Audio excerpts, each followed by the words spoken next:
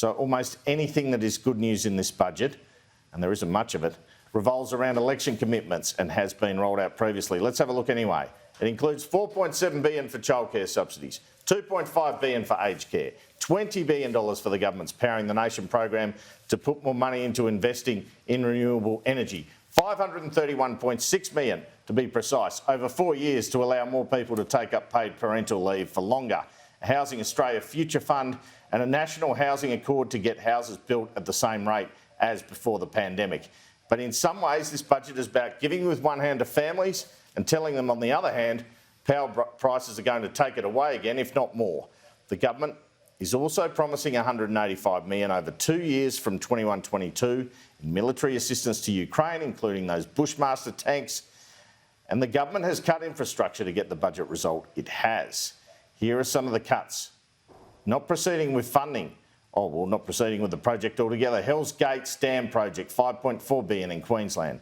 Deferring funding of $899 million for the Dungowan Dam and other related projects. Not proceeding with $1.6 billion of unlegislated measures announced by the previous government, including strengthening Australian citizenship arrangements and new regional visas. There's a reprofiling of $6.5 billion of infrastructure projects. That means delaying projects, and $671 million cut from the Urban Congestion Fund, which includes the controversial commuter car park scheme.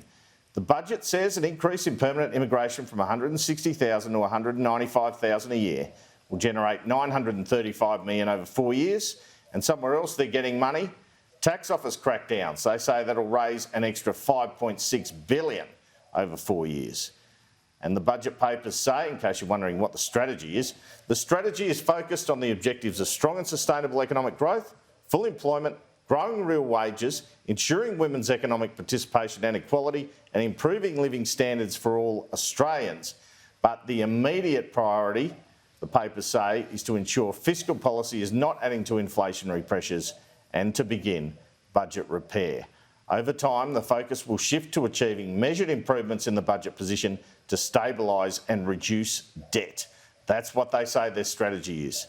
Now, the government says it's made $28.5 billion in savings so far by unwinding wasteful spending and redirecting spending.